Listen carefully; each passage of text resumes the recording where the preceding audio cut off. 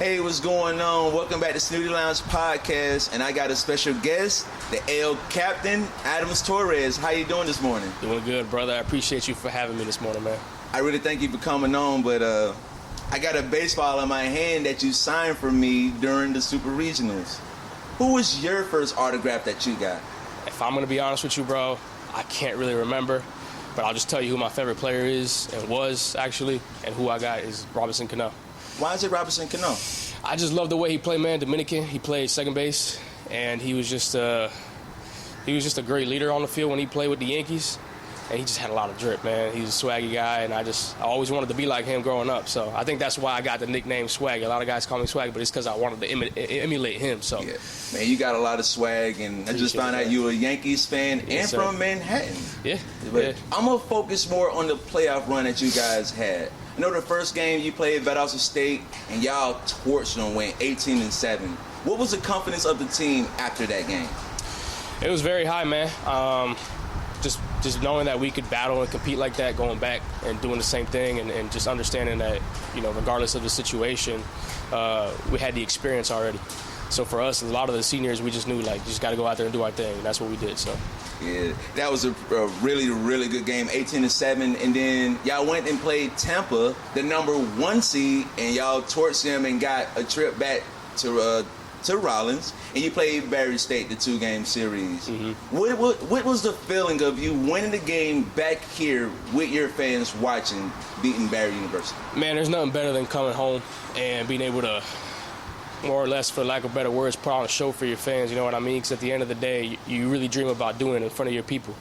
So Rollins, I don't know how long it's been since they've done that, super regional or regional, hosting something like that. But for us to have that opportunity, beat the number 1 team, Tampa at the time in the country, do it 2 years in a row.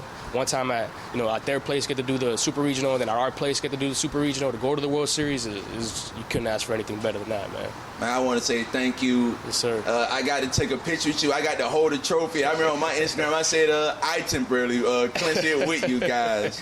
But yes, sir, I know you guys went to Cary, North Carolina, and you had to play a couple more games, but what was the experience in Cary, North Carolina, outside of baseball? Man, there's a lot of hotel time. A lot of time on the bed, just trying to figure out what to do. Actually, the first couple of days, we had a couple of days off, so we went and visited Duke University. A couple of my boys, that we were close on the team, visited Duke University. That was my dream school coming out of high school. Wanted to see what that was like. And then a couple other schools, North Carolina. Just kind of visited universities in the area, and then just kind of see what the life was like out there in the city, man. Just trying to, go to a couple minor league baseball games. The AAA team for the Tampa Bay Rays is out there, so we went and watched them, and it's a cool experience, man. I mean, there's a lot of stuff to do out in North Carolina. Beautiful state, beautiful area, so it was kind of dope. That's what's up. I was a J.J. Redick fan, so I'm a Duke fan myself, like back in the day. But What did you do at Duke? What specifically did y'all do at Duke University? Man, just tour, man. They got a beautiful church. They got a beautiful campus. Students there right now, a lot of intellectual kids, and just got the tour of the sporting facilities. That was really our main goal, man. You got to see Cameron Indoor Stadium. We didn't get to go inside, right? But we got to see it from the outside. Got to see the baseball field, which, funny, they don't really even use it very much. And compared to how nice it looks, they actually play at the minor league stadium where the Tampa Bay Rays AAA affiliate play. So it was just kind of like, wow, like they got all these facilities, all this money in the school. They don't even have to use their baseball field. So it was cool. It was cool, man. That is so cool. And I want to thank everybody for tuning in to Snooty Lounge Podcast. I got the El Capitan, Ana Torres, here. But let's go ahead and get into the actual bracket. The first 2 games, you won a combined score of 24-5. How did you guys do that? Man, I think, like I said before, just trusting ourselves. We knew that we could hit, and we knew that we could pitch as well. We just had to put it all together. And like I said before, we had the experience. We had a lot of guys, a lot of seniors. And I actually had an interview there that I even told the interviews, it's all about scoring first. At the end of the day, in postseason, you want to score first. You want to put the pressure on the other team, because if you think about it, it could be anybody's last game. So for us, it was just like, don't let them put us on the wall and try to get us to go ahead and try to fight against ourselves. Just try to fight against the baseball at the end of the day. Don't worry about who's on the side of the dugout, and just do our thing, man. We came out there. A lot of the guys, the seniors, just put bats on the ball, hit the ball far. We did our thing, man. You did, and you hit the ball far yourself against Millersville, the number 1 seed. What happened in the 7th inning when you went up to bat? I want the whole rundown. So, man, That at bat against Millersville, they had a really, really good pitching staff. I mean, top notch in the country, probably the best I've seen all year. Every single one of their guys was like mid-90s, and they had crazy stuff. For that at bat, man, I know we were up already so much that I was just trying to go out there and do something for my last ever couple at bats in my career. I was trying to hit the ball as hard as I could every single at bat. And that at bat, we had a runner, I think, on first or second base, and I don't remember too much. And the pitcher was throwing me a couple fastballs, and I was like, dang, he's throwing pretty hard. And I was like, you know what, man, just get the bat out and do something that you can remember. Right. So for me, it was just wait on something that I could hit, man. I got a pitch on the middle inside part of the plate, and I put a barrel on it, and thankfully it went over the fence, man. So, I mean, that's all glory to God at the end of the day. I can't control what the ball does when it's in the flight, but it went over the fence, so I'm happy for that. Glory to God. Yes, and sir. you did your thing at that at bat, if I could say so myself. I know Millersville was the #1 seed, and I'm going to get into the San Bernardino series that you guys had, but what was your reaction when Millersville, the #1 seed, was eliminated? Kind of crazy, man. I mean, at the end of the day, you can't really talk about #1 seeds and when you go to the tournament like that, because I know it's a tournament, I know it's a World Series, but everybody's good. You know what I mean? So it don't matter whether you're the #1 seed or the 8th seed, like you can compete because there's a reason why you're at the World Series. And for us, it was just kind of like, okay, cool. Like, we kind of, took it a little easy going against Cal State because we believed that they didn't have as good as pitching as Millersville did. And that's what kind of, made us kind of lose our step going into the national championship, having to play Cal State twice. But seeing Millersville lose, it was just kind of like, holy cow, like, things are going our way. Right. Because at the end of the day, like, we felt like they were the better team on the other side of our bracket along with us. So it was just kind of like, wow, like they lost. It's our time to go get this trophy now, because at the end of the day, the other side of the bracket's got to do their thing and see us. So for us, we had a lot of confidence, and like I said, we kind of overlooked Cal State a little bit, and I kind of bit us in the ass a little bit, but it is what it is. Yeah. Then you had a 2-game series against the team. You played the first game you was in with San Bernardino. Yeah. The first game you guys lost further on into the bracket. What was the attitude after game 1? It was just kind of like, man, we got to understand that we're in a position where we can really get ourselves to a national championship. And like I said, we started the game off kind of overlooking them a little bit. They weren't as big as us size-wise. We had a lot of pitching left. We were 2-0 in the tournament. They were on their back. They had one loss. It was just kind of like beat them once and they're gone. And for us, it was just like we went into the game a little bit too lackadaisical. I felt like a lot of our guys, we did our thing, but we really weren't focused is what I'm trying to say. Not lackadaisical. And we were just, really just trying to put bat on balls, but things weren't working out that day. That wasn't really our day, I would say. And thankfully, the next day we came out and did our thing. So, how did you guys focus? How did you find your focus after that game? You say you had to focus. I mean, brother, a lot of the times that we focus, I would say it's more how we spend our time outside of the camaraderie that we have outside the baseball field. It's not really all just about being on the field and whatnot. A lot of our guys know that regardless of what happens, we have each other's back. So, it's all about baseball. It'll humble you very quickly.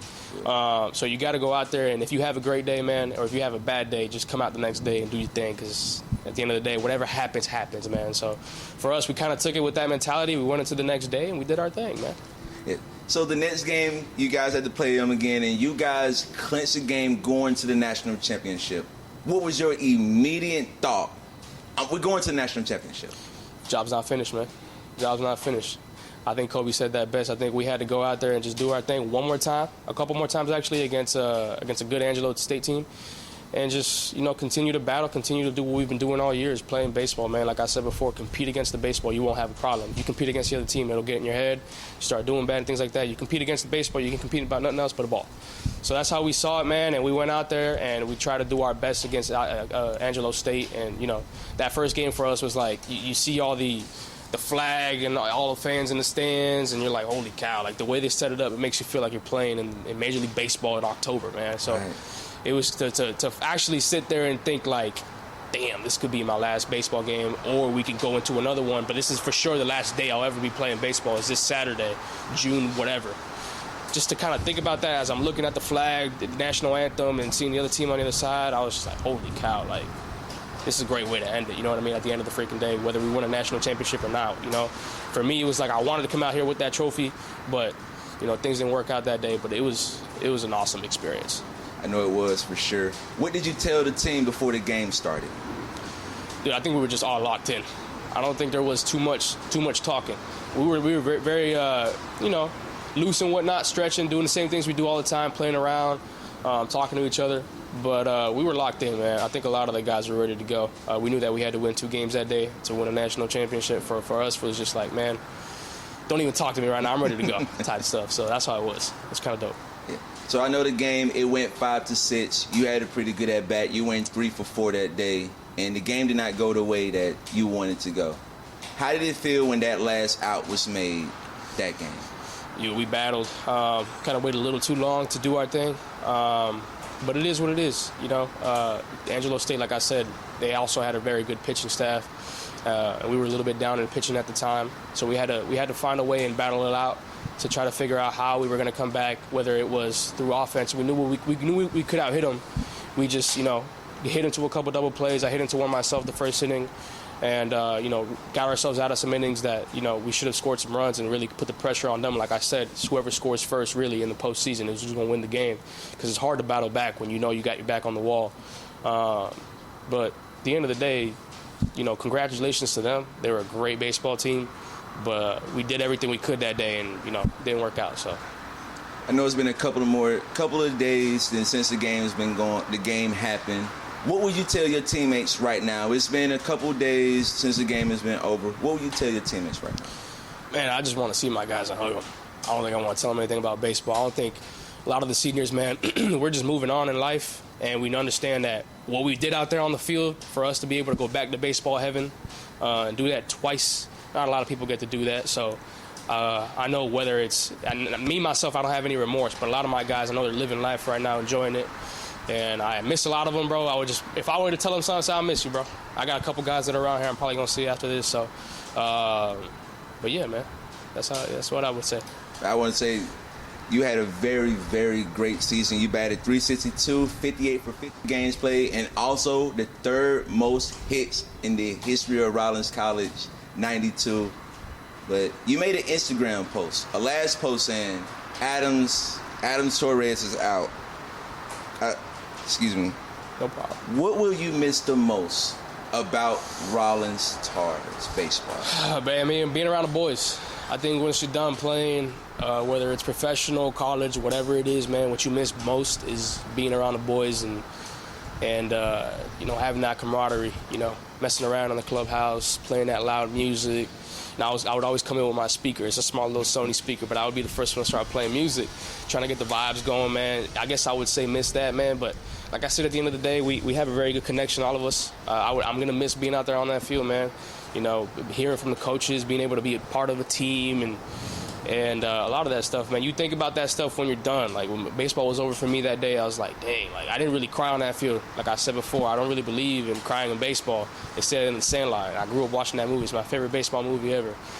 But that day, it was just kind of like, the only reason I cry is because I talked to the people that I was really thankful for, you know, for giving me that opportunity to play baseball. So, you know, I'll miss being able to be a little kid for 9 innings, for 2 hours, whatever you want to call it, and being able to hit a ball as hard as I can and run around the bases and call my boys and say, yo, like, let's, you know, we got to get it up. We got to start doing something. You know what I mean? So things like that, man. But other than that, life is going on. I'm ready to go forward with it. So.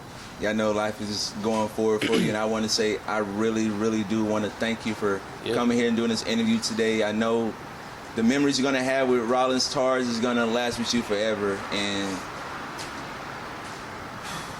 I want to thank everybody for tuning in to Sunline's podcast. I had the El Capitan, Adam Torres, and I thank you for your time. Yes, sir, brother. Any freaking time, man. So can you sign? You got to get another autograph? Yeah, brother. Yeah, yes, sir. You got to... I'll get it to y'all. No, I got you. My guy. No problem, man. Thank you, everybody. Thank you so much. And Sunline's podcast, we out. Sir, brother. I wasn't.